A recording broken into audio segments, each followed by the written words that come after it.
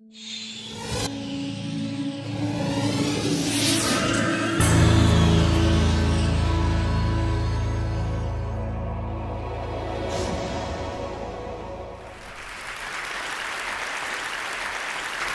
know, the electricity powering the lights in this theater was generated just moments ago. Because the way things stand today, electricity demand must be in constant balance with electricity supply. If in the time that it took me to walk out here on this stage, some tens of megawatts of wind power stopped pouring into the grid, the difference would have to be made up from other generators immediately. But coal plants, nuclear plants can't respond fast enough. A giant battery could. With a giant battery, we'd be able to address the problem of intermittency that prevents wind and solar from contributing to the grid in the same way that coal and gas and nuclear do today.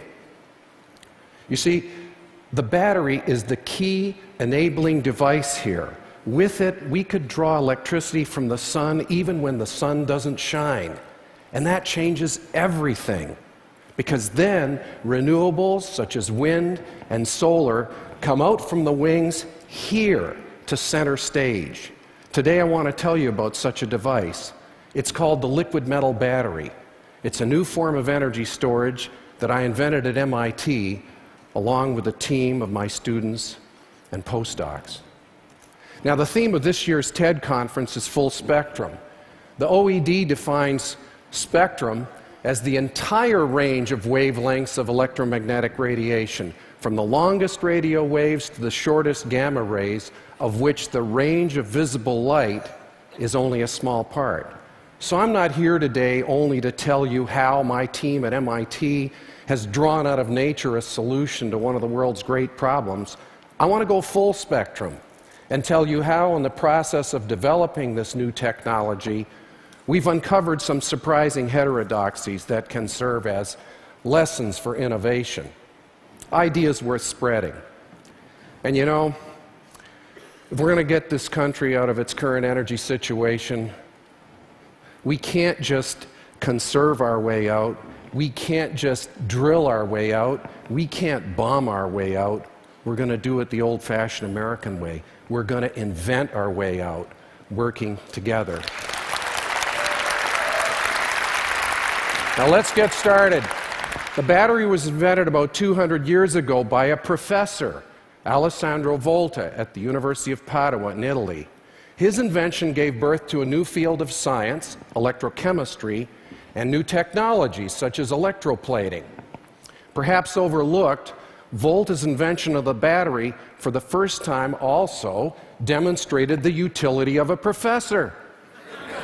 Until Volta, nobody could imagine a professor could be of any use. Here's the first battery, a stack of coins, zinc, silver, separated by cardboard soaked in brine. This is the starting point for designing a battery. 2 electrodes, in this case metals of different composition, and an electrolyte, in this case salt dissolved in water. The science is that simple. Admittedly, I've left out a few details.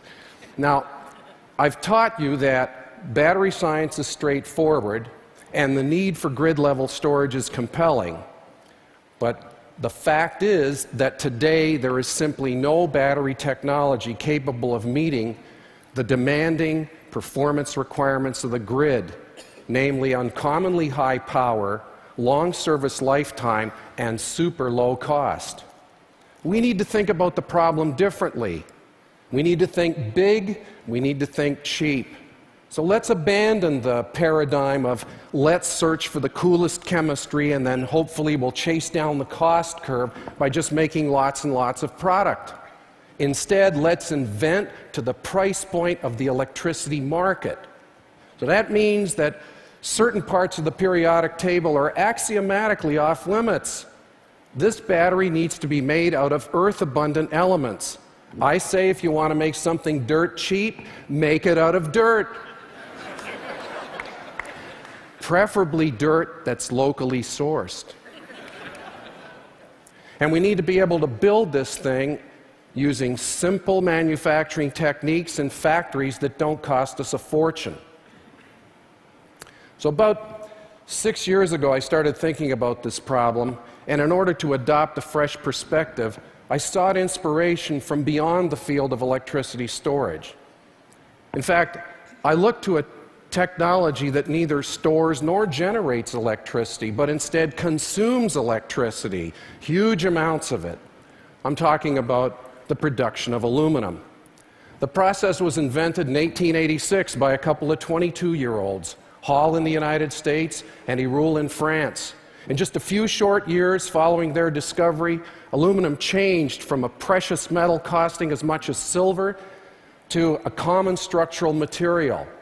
You're looking at the cell house of a modern aluminum smelter. It's about 50 feet wide and recedes about a half a mile.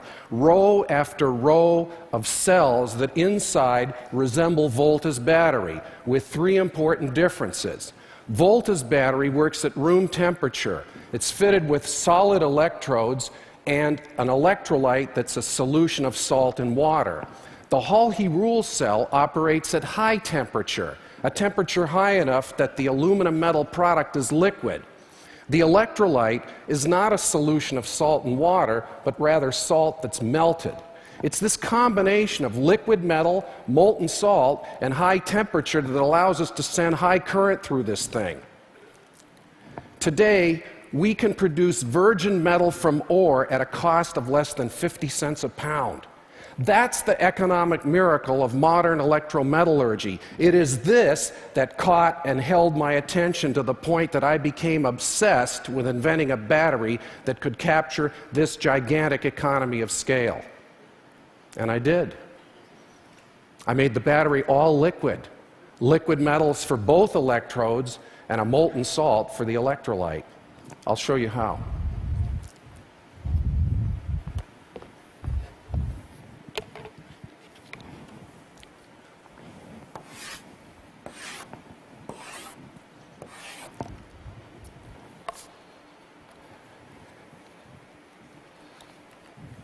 So I put low-density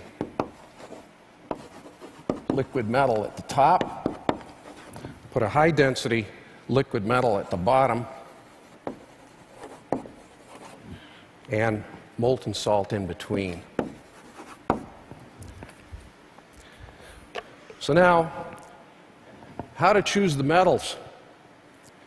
For me, the design exercise always begins here, with the periodic table, enunciated by another professor, Dmitry Mendeleev. Everything we know is made of some combination of what you see depicted here, and that includes our own bodies. I recall the very moment one day when I was searching for a pair of metals that would meet the constraints of earth abundance, different opposite density, and high mutual reactivity. I felt the thrill of realization when I knew I'd come upon the answer. Magnesium for the top layer and antimony for the bottom layer. You know, I got to tell you, one of the greatest benefits of being a professor, colored chalk. So, to produce current, magnesium loses 2 electrons to become magnesium ion, which then migrates across the electrolyte, accepts 2 electrons from the antimony, and then mixes with it to form an alloy. The electrons go to work in the real world out here,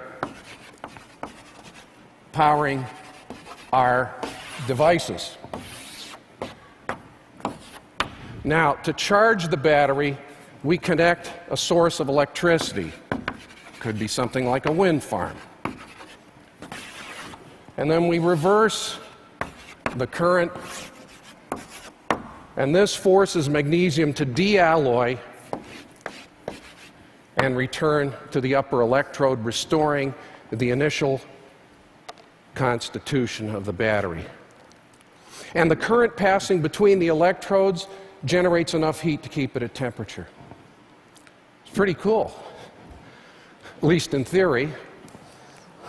But does it really work? So what to do next? we go to the laboratory.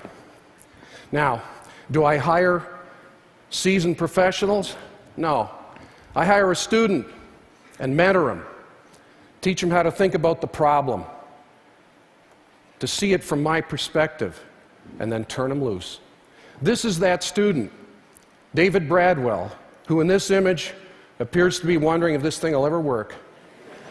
What I didn't tell David at the time was I myself wasn't convinced it would work. But David's young, he's smart, he wants a PhD, and he proceeds to build the first ever liquid metal battery of this chemistry. And based on David's initial promising results, which were paid with funds, seed funds at MIT, I was able to attract major research funding from the private sector and the federal government. And that allowed me to expand my group to 20 people, a mix of graduate students, postdocs, and even some undergraduates. And I was able to attract really, really good people, people who share my passion for science and service to society, not science and service for career building. And if you ask these people why they work on liquid metal battery, their answer would harken back to President Kennedy's remarks at Rice University in 1962 when he said, and I'm taking liberties here, "We choose to work on grid-level storage not because it is easy, but because it is hard."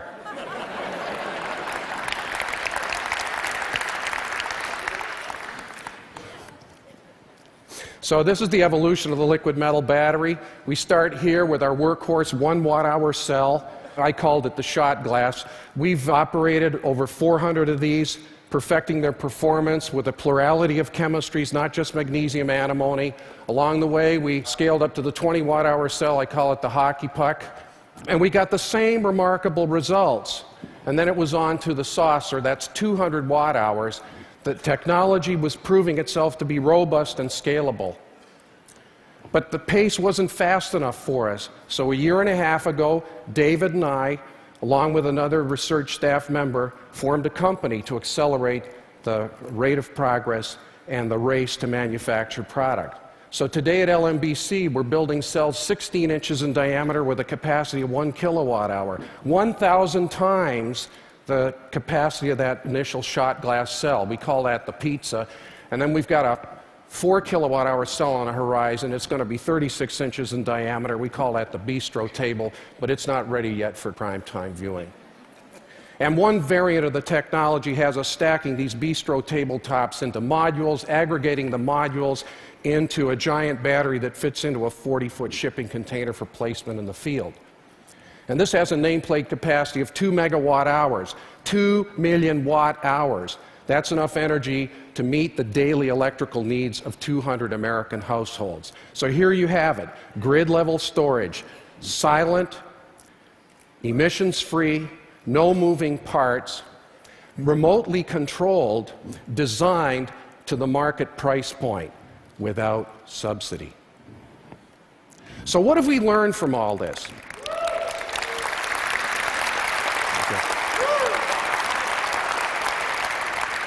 So what have we learned from all this? Let me share with you some of the surprises, the heterodoxies. They lie beyond the visible. Temperature. Conventional wisdom says, set it low, at or near room temperature, and then install a control system to keep it there. Avoid thermal runaway. Liquid metal battery is designed to operate at elevated temperature with minimum regulation. Our battery can handle the very high temperature rises that come from current surges. Scaling. Conventional wisdom says, reduce cost by producing many.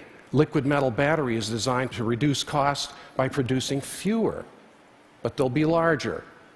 And finally, human resources. Conventional wisdom says, hire battery experts, seasoned professionals who can draw upon their vast experience and knowledge. To develop liquid metal battery, I hired students and postdocs and mentored them. In a battery, I strive to maximize electrical potential. When mentoring, I strive to maximize human potential.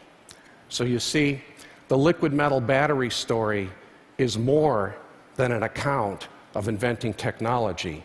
It's a blueprint for inventing inventors. full spectrum.